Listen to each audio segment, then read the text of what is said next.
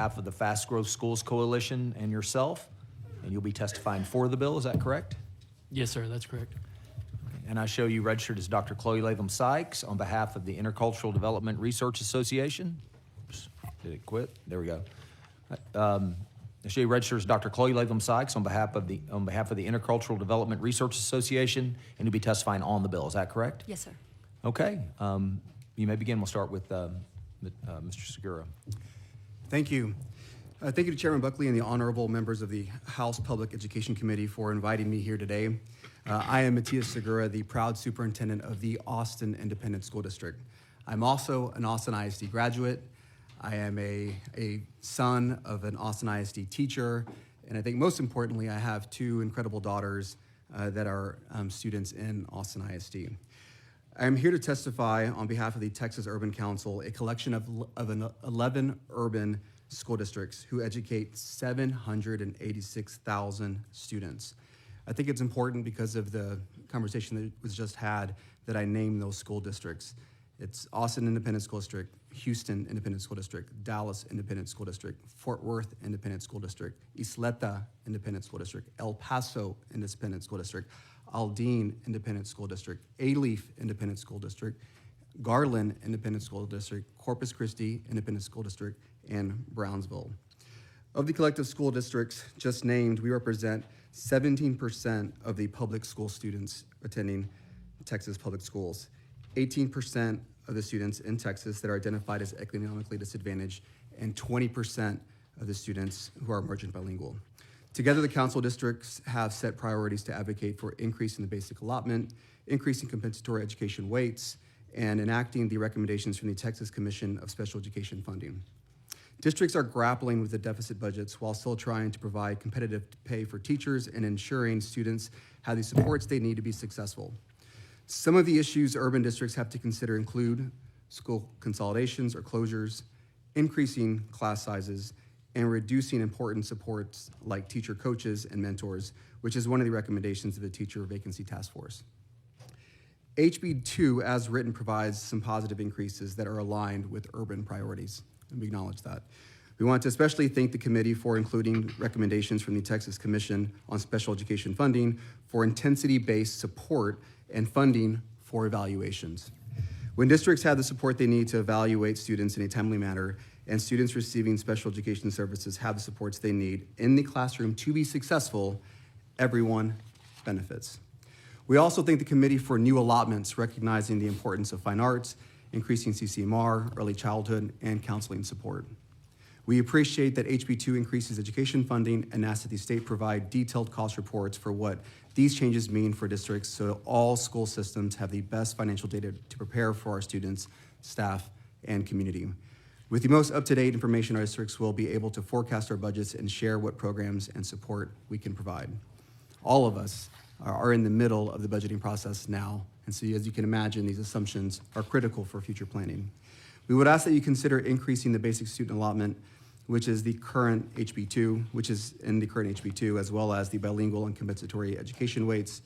Funding in these areas will directly address not only the students who need extra support to be academically successful, but also aligns with our shared desire to provide more competitive pay to teachers and those who support our teachers. I also want to acknowledge, Chairman Buckley, your comments before the hearing regarding some of the changes regarding holding harmless.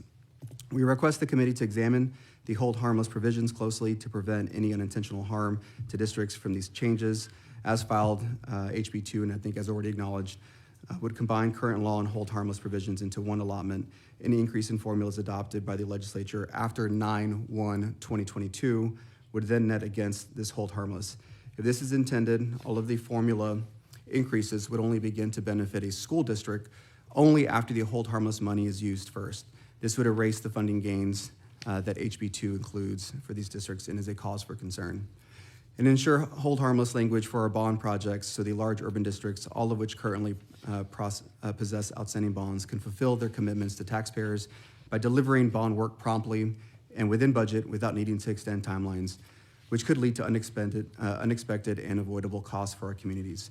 I want to thank you all for the time to be here. I want to thank our Urban Council for providing the support, and we look forward to the conversation to come. Dr. Terry? Thank you, Chairman Buckley, and thank you to the House Public Education Committee for the time today. My name is Justin Terry. I'm the superintendent in Forney ISD, and I represent Fast Growth Schools Coalition. On behalf of the Fast Growth School Coalition, we are here to testify for House Bill 2, as we stated previously. The Fast Growth Schools Coalition represents 1.5 million students across districts in Texas, which represents about 30% of our independent school districts. We are encouraged by many of the opportunities within House Bill 2. First and foremost, as you've heard, the increase to the basic allotment of $220 is our number one legislative priority, as it is in most years. While we would certainly welcome additional funding in the BA, we do applaud the committee's movement and progress towards continuing the BA as a funding driver. We understand that making consistent increases to the basic allotment will help the legislature ensure that funding keeps pace with inflation in the future.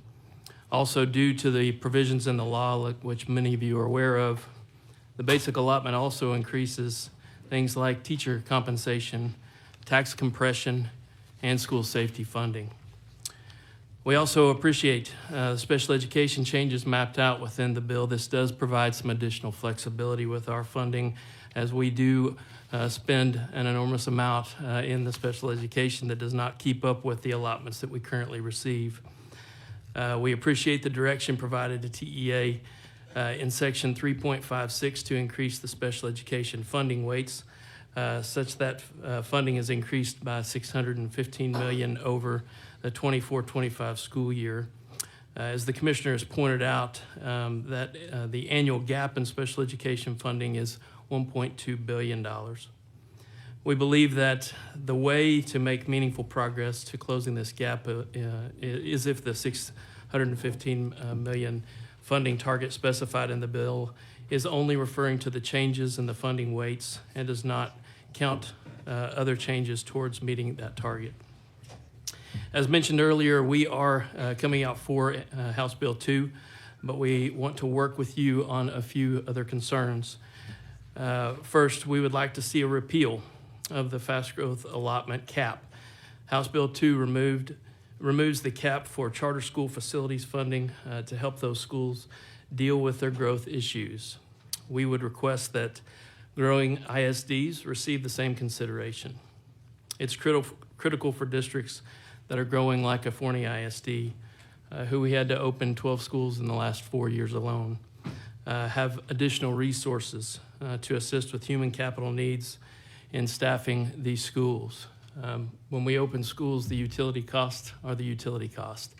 We still have to have custodians. We still have to have groundskeepers. We still have to have maintenance, even if the schools aren't full just yet.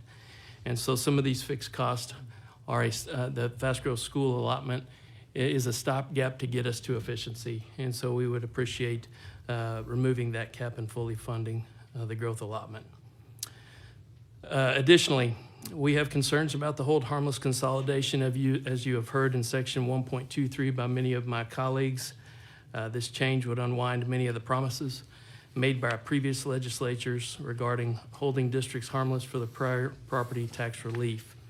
Specifically, the bill appears to require that all funding gains after September 1st, 2022 first be used to buy down hold harmless.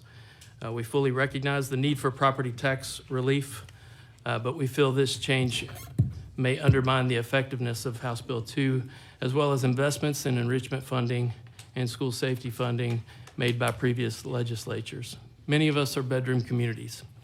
And so as the commercial tries to catch up with the homes that are being built and the growth that we receive, we have got to have the ability to fulfill the seats required for our kids and the promises made from our taxpayers.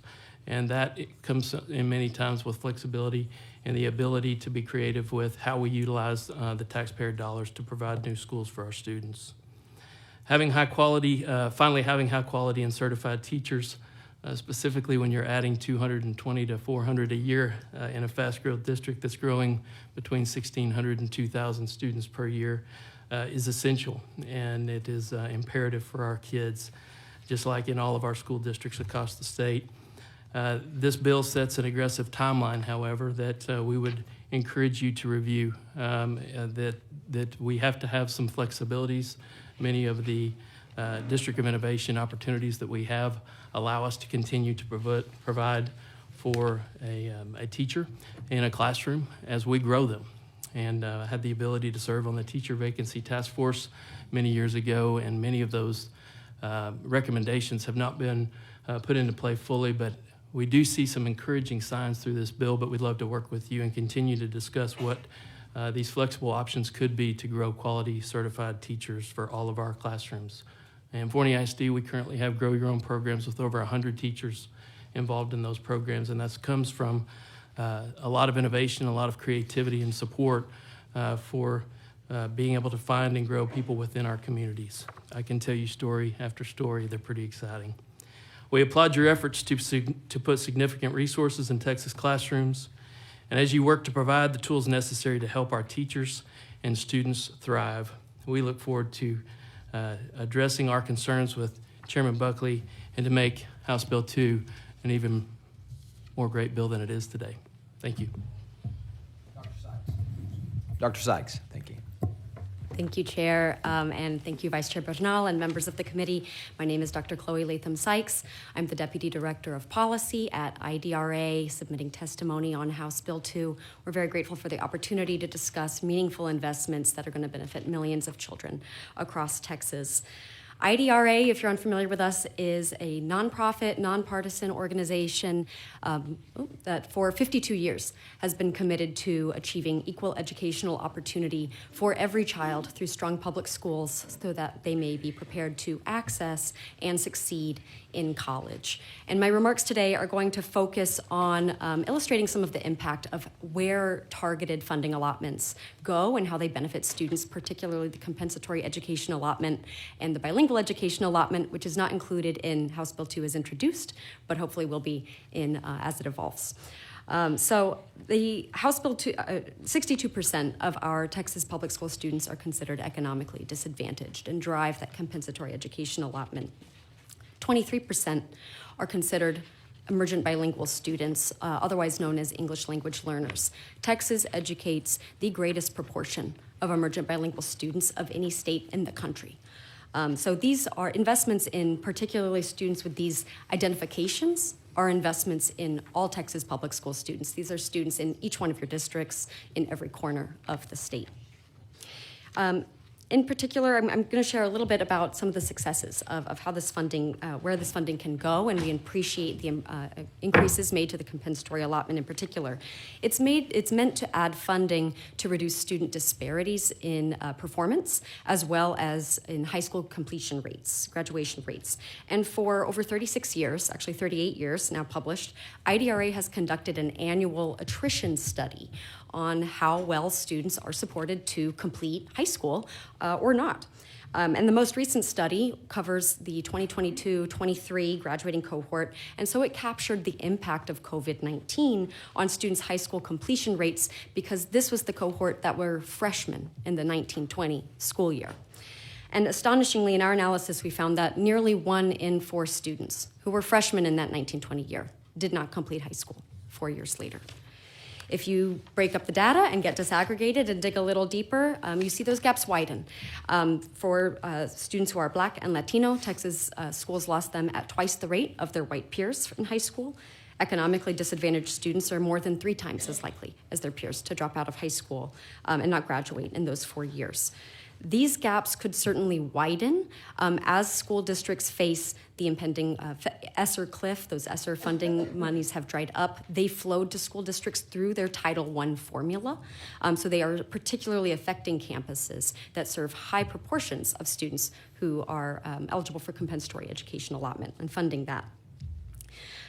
Fortunately, IDRA has decades of experience knowing what strategies work, and in part, funding really productive mentoring, tutoring, student leadership programs are excellent ways to keep students in school toward graduation, to even bring them back if they have stopped out or were at risk of dropping out, and to get them engaged and setting their sights on college and career opportunities. So additional investments in this area is really sustaining for students.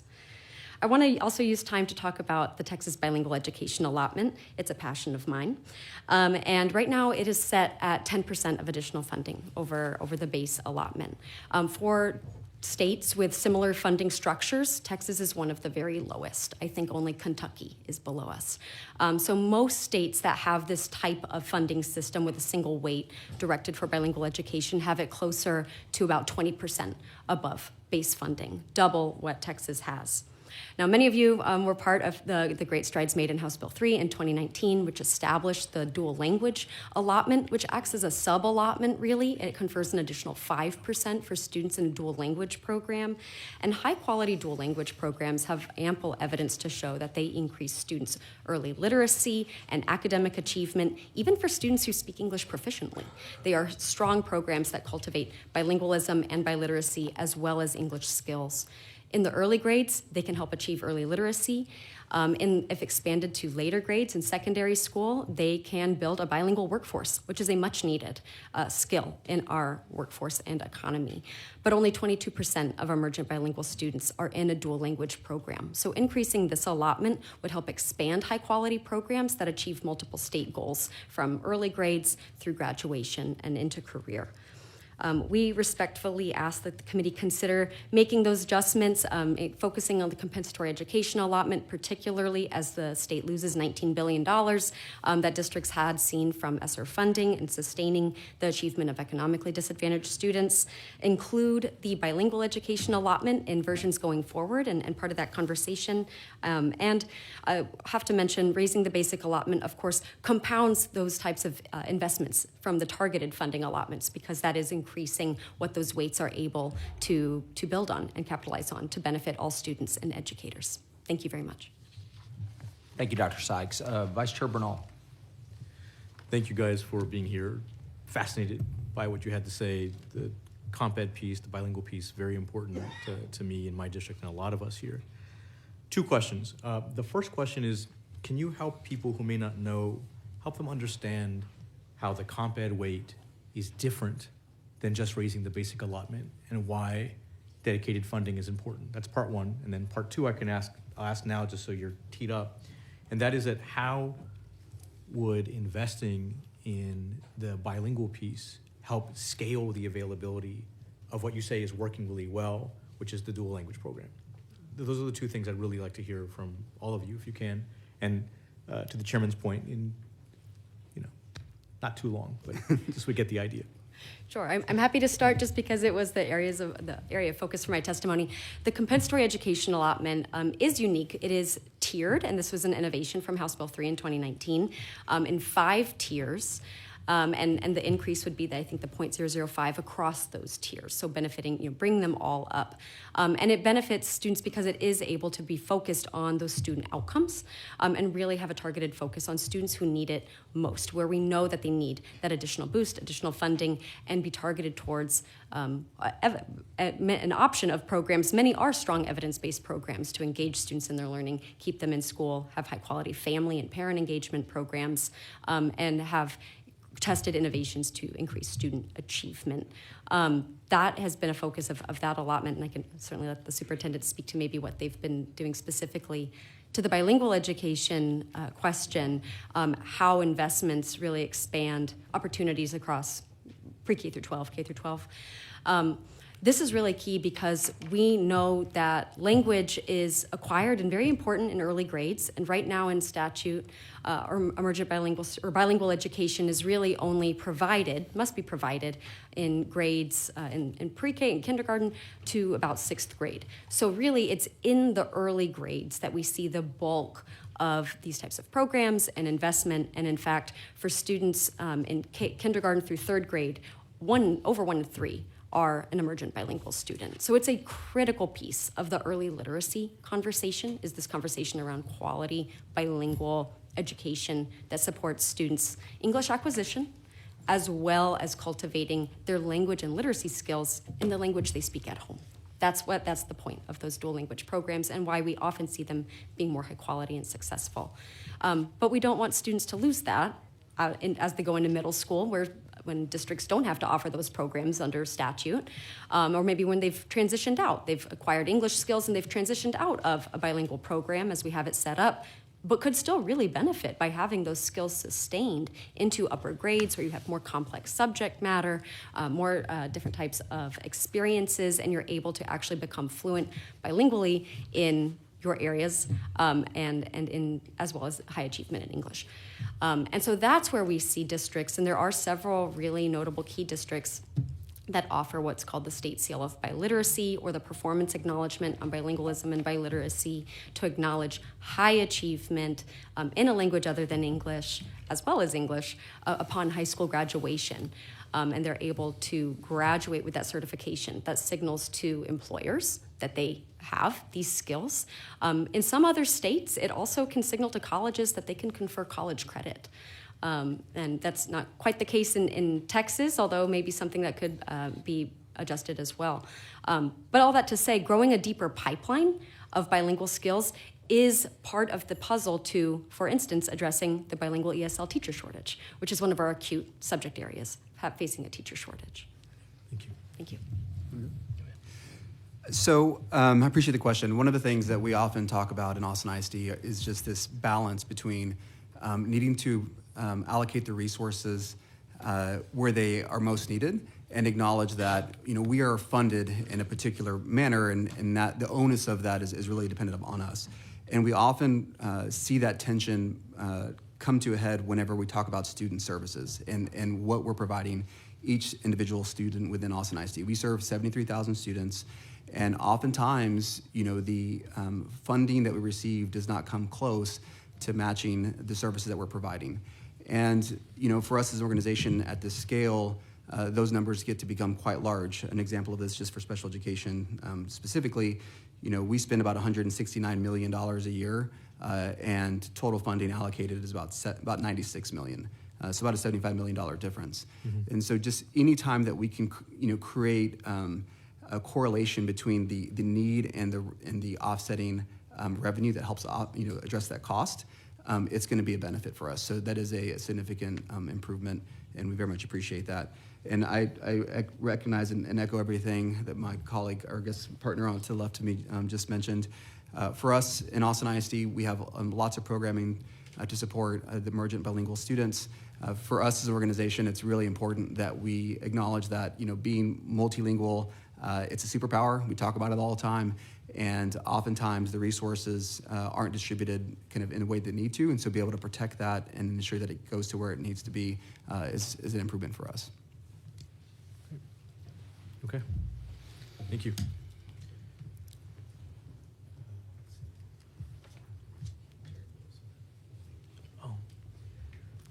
Question. Yes, Representative Wilson. I did, but I might have to wait till the chairman comes back because it was a question for him, unless you know this as vice chair. I don't know the question yet. Okay. So I know that $1,300 has been thrown out there as the cost of increasing the basic allotment, where you have covered inflation over those years. Has there been any, I don't know if I'm using the right terminology, but has there been any state runs on what these targeted investments plus the 220 basic allotment, does that cover more or less if you just went with the $1,300 basic allotment? I'm wondering if these targeted investments get us up to that number or even more. And then just talk a little bit about too, like just changing that formula to 40% inclusion of the basic allotment must be, spent for teachers increases. That's, a 10% rise on $3.2 billion versus just giving a targeted $1 million allotment. Like, do we have any runs that like kind of break that down? So I'll only answer for myself. I Okay. haven't done any of this with runs, just speaking for myself, on purpose, because you can look at the bill and you can look at the allotments, and I think part of, for me, the exercise today is to hear from educators about what the needs are, and then go back to the bill and say, does the bill even do that as a starting point, as a policy point? Are we responding to it? And so part of what you're hearing today is that there's a basic allotment, but we've got a compensatory allotment, a weight that is different than that and for a different purpose. And there's tension there between the basic allotment and comp ed, and there can also be some tension between the basic allotment and I guess there's two. There's sort of the ELL weight and the dual language weight, right? And so we want to make sure that we're not just sort of painting with a broad brush, but that we're making sure that all kids get what they need. And also there are certain special populations. In this case, it's about 33% and 77% comp ed and ELL, or ELL and comp ed respectively. So for me only, this is sort of like a listening piece where it's, all right, we have this bill, it has these pieces, we're hearing from these folks, let's go back to the pieces and see if those pieces are there. But I'm not working with runs on purpose, because, for example, when we did HB3 and we had a longer runway, those runs didn't come out until a month or so after the hearing, because we used this opportunity to take all of this in. Now, the chairman might have a different answer, but that's my answer. Yeah, I'm just curious as to the targeted allotments making up for, being less, being more than if we just blanketed, increased that basic student allotment and did nothing else. Well, I think the bill is a mix of both. It is about to drive some of the basic needs and respond to the inflationary pressures, just basic costs of operating a school district, providing for teacher pay and staff pay increases, but then also some targeted investments in things that will impact student outcomes. And so that's, again, when we go through the process and members of this committee, work together on things that are important to their districts and important to Texas, then we'll be able to put together the runs that will kind of show us the end result. And just an example is I can show you a school district with 2,000 kids and another district with 2,000 kids and do runs, and you'll get an entirely different set of numbers. And that's because of the way certain allotments sort of have an interplay with the population of kids that show up every day to go to school. And so that's sort of, why I think, there is, discussion, and I appreciate the discussion about just, basic allotment increase. But there's also, if you were to do that and do your runs, you would see huge inequities across the, across the districts. And so there's always going to be that, if you will, the discussions we need to have on making sure that we get the, we get the mix right. And that's what we'll do over the next couple of weeks, is continue to talk about that. I think it's also an interesting note that when we talk about this $220 and the teacher pay raise is 40% of that, it's really not that. It's really more of a 2% of about $4 billion that are going into the system, okay? And so if you really want to look at that, that's what drives it. So it's sort of like when I get out my pen and paper in my apartment every night and try to do school finance on a notebook, I find out I don't do it very well because it's pretty complicated. But we'll work through all these details, and then we will lay it out, and we'll do runs, and we'll look at how we're going, we'll make adjustments, we'll communicate across the committee, and then we'll end up hopefully with something that the members of the committee can support. Okay, thank you. Okay, Representative Schoolcraft. Thank you, Mr. Chairman. Vice Chair Bernal, you said something, and I was wanting you to just help me understand what you're saying, what you were meaning. Sure. You said there's a tension between comp ed and the basic allotment. Can you just kind of fill that in for me? Right. The point I'm making is that the tension I'm talking about is really for us, is that I wouldn't want us to say, well, you're getting an increase in the basic allotment, why should we pay attention to the comp ed weight, for example? And my point is that they're for different purposes, and the onus is on us to understand why there's a difference between the two, what they're used for, and not to conflate them, right? And so while we can pay attention to one, and it's very, very, very important, we don't want to leave that population behind because, one, they're such a big piece of our district, but they also have their own unique challenges. And so the tension for us is to make sure we're doing right by every kid, regardless of their circumstance, whether they're urban or rural, if they're from a middle-class family or their parents are farm workers. That's what I'm saying, is that we have to challenge ourselves to not just say, well, you're getting more money, be grateful for it. It's different kids have different needs, and we've taken on the responsibility of addressing those needs in our system, and the tension is to make sure that we don't just look at one and say, you're okay because you're getting more. There's another kid who has other challenges that we need to address on top of that. Okay, thanks. Yeah, I guess that would apply to all the allotments, really.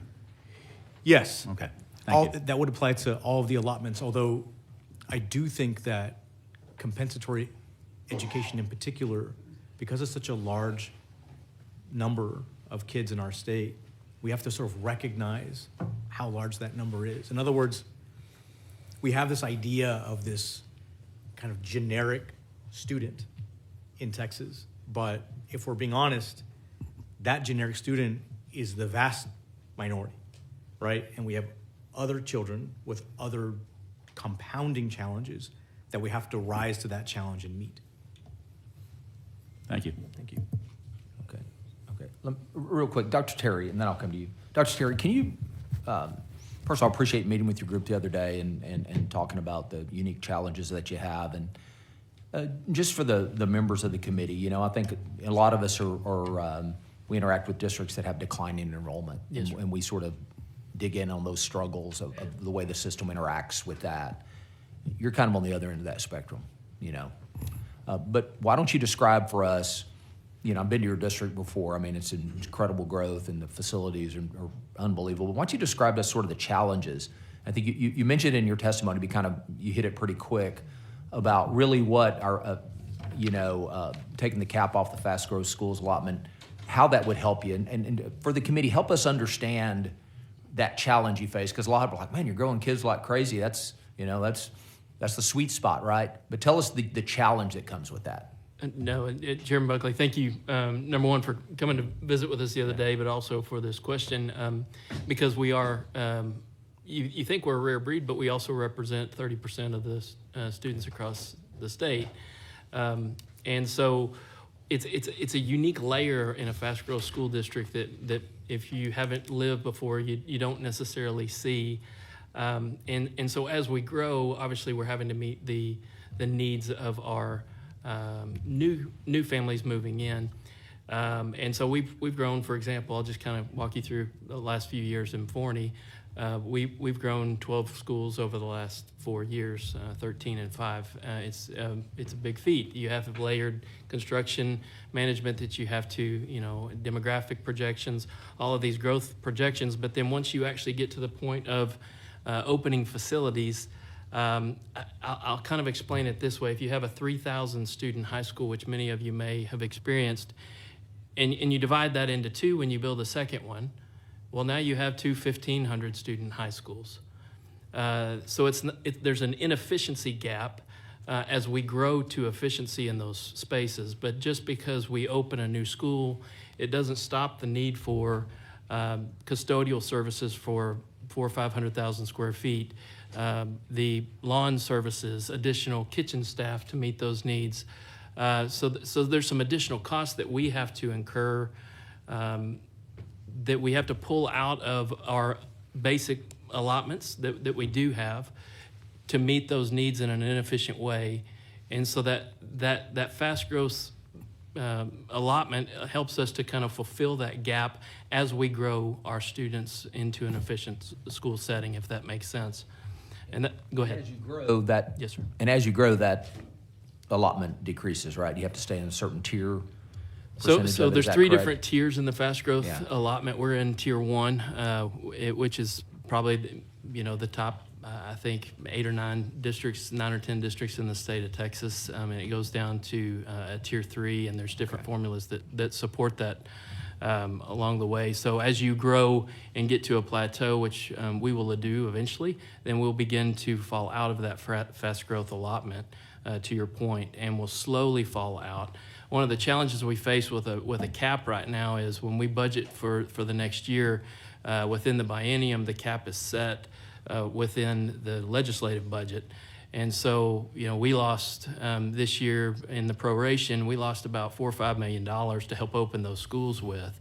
And so there's that proration cap is where we're not sure of what, it's hard to plan forward, if that makes sense, as part of this as well. All right, I appreciate that explanation. Representative Hinojosa. Thank you, Chairman. I want to pose the same question to the two superintendents here. What is your biggest, most urgent financial pressure? What are your 3 biggest urgent financial pressures right now? And I'll say, Mr. Segura, you can set aside the almost $1 billion that Austin ISD has to send to the state and recapture every year. But what are your other top 3 pressures in your districts right now? So I appreciate the question, Representative Hinojosa. Special education, I think it's probably everybody here knows the challenges that we've had in Austin ISD, and we've had a Herculean effort in kind of correcting and addressing, some challenges that we've had. So the cost has been significant. An example of this is in 2023, I had 22 LSSPs and diagnosticians, and I needed 74. When you think of a competitive market in Austin, who am I competing for? I'm competing for staff and professionals that are going to potentially go to hospitals or going to go to other clinics. And so, when you talk about the flexibility of a basic allotment, me going to the board and saying, I need to increase compensation by 20% to address this need, that is a flexibility that is real and something that I'm able to do. And that's not something that I would be able to do if tied up within an allotment. And so that is just an example. Instructional support. In Austin ISD, we have doubled down on multi-tiered systems of support. First Teach is critically important, instructional coaches. But when you think of how BA is structured and the percent that goes to teacher compensation, sometimes you have these gaps, and we have to fill those gaps. Instructional coaches, they're a big, big part of that. Content interventionists. When you have students that are not on grade level, it's difficult to get them on grade level without that intervention support, and that comes by way of content interventionists, small group, or programming. And we as an organization, along with many of my other colleagues, really try to allocate the resources based on the needs of their students, and it's always kind of changing, right? And so that's where that flexibility comes in. And I would say one that most people don't think about is cash flow. I want our legislators, our leaders to understand that cash within a school system is critically important. When you think about just a fiscal year and how it runs, we have huge expenditures at the beginning of the year. In our case, recapture is a big one, $800 to $900 million. But insurance premiums, there are many, many big expenses that hit you in the beginning of the year. So it draws down your cash. You don't begin to receive revenue from the county appraisal districts until November. And so you're paying payroll, over the course of, the summer into the fall semester, and your cash reserves get very, very low. And so when you think about maintaining AAA bond rating, you think about ensuring that your risk-adjusted interest carry cost is at as low as it can be, because all of that just transfers downstream. That is a huge thing that most folks don't talk about. But between November and December, cash across many of these school districts goes extremely low. And so when we talk about raising the basic allotment or raising compensation, when you have flexibility in the basic allotment, it allows you to ensure you have cash on hand, because if you can't pay vendors and you can't make payroll, it is a very, very bad place to be for any school district in the state of Texas. And we know that many school districts are facing this challenge now, having to extend lines of credit. And that's just not a place that our public education system needs to be. So those are the 3. So I'm probably going to reiterate what you've already heard, but first and foremost, we're in the people development business, and so people are our most important resource, and ensuring we have the most qualified people on hand is priority number one when it comes to some of our funding, because we've got to have the right people to ensure some of these other things occur. we're in very competitive environments right now. The pipeline is just not large enough. And so because of that, the market is a challenge, and especially in urbanized areas, the suburban urbanized areas, we're just stealing from each other back and forth, and the price just continues to tick up. So it's a layered effect. So when you say people, it's not only salaries, but it's also ensuring that we have quality programming to get a lot of these staff, in our classrooms. Special education, obviously, we are all spending an exorbitant amount more than what we are funded. We're pulling that from a different pot. We'd love to be able to, and we're excited to see in this bill, honestly, some efforts towards, and I think the first time in the state that we're putting efforts towards special education funding. That will help us. That fills back up another bucket for us, and that's an exciting thing to see, that then maybe we can put those efforts into our people or safety, and that's my third. We have a expectation in our community as well. I think you heard what Tyler speak on this earlier. We have a police officer on every campus if we could get there. That's also a shortage in the pipeline, I think, that we all see, and so those costs are up. I think we're spending about $130,000 to $140,000 for every one of those officers. And so I know that's not addressed in this. I do understand there's other legislation to support that. But again, we're overspending in that category that could be put back into some of the basic operational needs for our school district as well. Thank you. And I want to acknowledge we've heard special education time and again. I do appreciate the investment this bill is making. I want to note that the amount doesn't cover the entirety of the gap, right? The last I saw, the gap from TEA's numbers was 1.8 billion a year. So there is still a significant gap, but this goes a long way to address it. And finally, I want to end with a thank you to Mr. Segura. You've come into our district at a time when our district in Austin ISD was struggling. You've steadied the ship and made a lot of important decisions with your team of school board members, and I just want to thank you for everything that you've done for our school district. Thank you, I appreciate that. Representative Tallarico. Thank you, Mr. Chairman. Again, I'm asking every school district official who comes in today and on Thursday the same question. When you account for inflation, will this bill still leave your classrooms with less funding than they had in 2019? Yes, sir. Yes. Thank you. Thank you, Mr. Chairman. Members, any more? Representative Dutton has a question. Thank you. Let's see, Dr. Sykes, I just had a quick question. Yes, sir. And I'm not sure it belonged here, but you use the term economically disadvantaged. What I'm trying to struggle with is, what should that mean in terms of designating students that way? What should that mean to us policymakers? That's a great question. So I'm using the term economically disadvantaged because that's kind of the umbrella term used in statute and in law and for categorizing school Yeah, I don't students. like it there either. I don't disagree, but that's the umbrella term, right? That drives that allotment as far as how students are classified. There's other terms we don't like, but that are also in law, like considering students who are at risk of dropping out. What this often means is students who are coming from lower income households. This is below the federal poverty line or at various lower percentages of it. Lower income households, students who are classified as emergent bilingual students, students who are pregnant, students in the foster system, students who are homeless or struggling with insecure housing, students dealing with any other multitude of challenges. I think there's, close to a dozen different types of student circumstances that might be under this umbrella of economically disadvantaged that then are categorized as such to drive that targeted funding. What should we do something with that? Because I was thinking economically disadvantaged meant they just didn't have any money. Well, we certainly support increasing the allotment to direct more funds to those particular students who are at benefit from specific programs. And that's one of the classifications is income level. I think we hear that, and we do rightly think that's associated with families' income level, according to federal poverty guidelines. It also does encompass a variety of other student conditions or circumstances that affect their education and how what supports they might need and why those need to be targeted. But if your concern is around terminology, IDRA is very interested in affirmative terminology as well. I was having a question about whether or not, for example, it has anything to do, or should we use that to determine whether they can learn or not? Oh, no, all students can learn. Okay, so Yes, it sir. has nothing to do with them learning.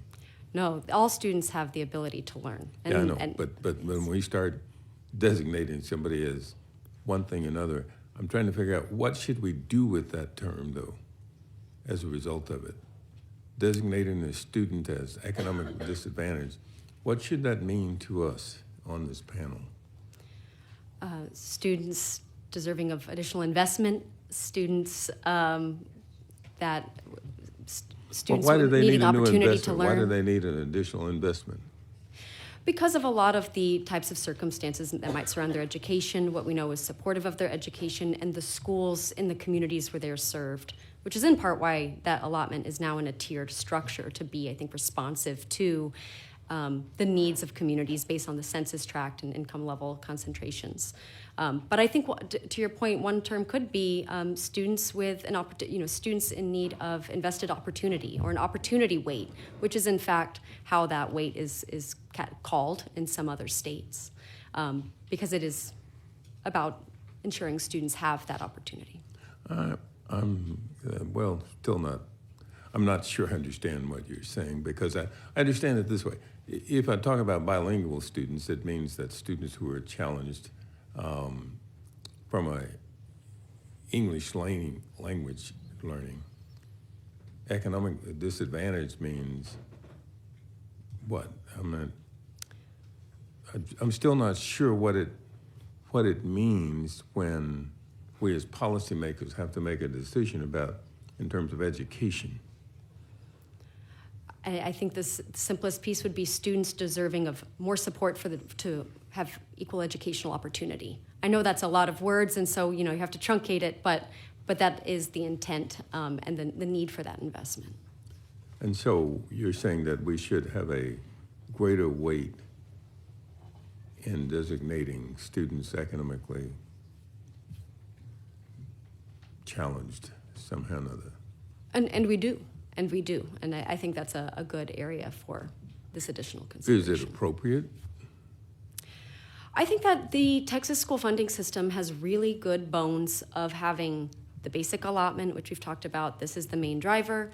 And then additional weighted allotments that are oriented toward the needs of those students and the campuses that need to build out the infrastructure and the staff to support those students to learn and achieve to the best of their abilities.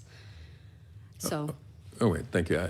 I'd like to, you with IDRA, right? Yes, sir. Okay, all right. Thanks, Ms. Thank Chairman. All right. Members, any more questions? Yes, Representative Schoolcraft. Dr. Sykes, we have a lot of allotments in this school finance system. I think almost all of them generate revenue to the district based on the student being served, whether it's gifted and talented, special ed. Those are all designated, identified students with specific needs, and we fund the needs for servicing those students. Is that right? They're meant to be, yes, sir, directed to the funding for those Okay. students' needs.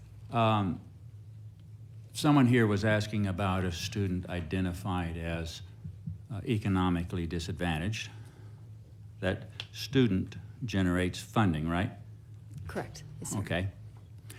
Is there anything in the statute that says any specific services that are going to that student, therefore we're covering the cost for that specific student on comp ed?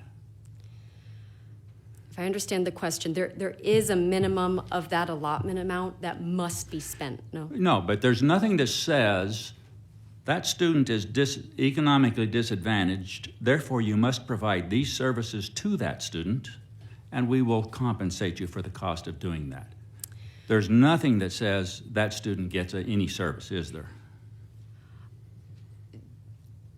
If I understand the question, I think that there is in law of what types of support some students should receive, but if it's about the allotment statute, of how the allotment reads, it has its directed purposes, but not necessarily on a Yeah, per I student guess my basis, point if is, this that's is the the only question. allotment I know of that is generated by students who may or may not be receiving the service. It's just generating a big pot of money to go over and do services for other students, not the ones generating the funding. It may or may not go to the students generating the funding. Right, and there are statutory limits on the 55% of that amount that Right, must well, be that is directed to. interesting. I mean, we fund it at a certain level, but we say you only have to spend 55% of it for the program we're supposedly funding. I think considering the statutory use percentages is also a valuable area to consider.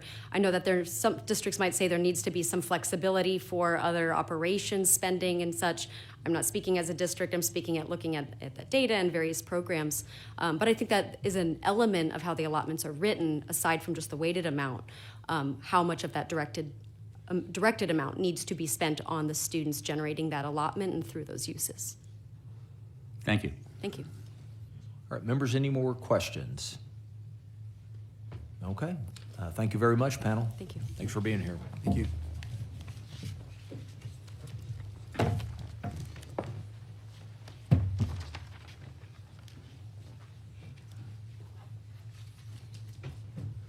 Chair calls Mary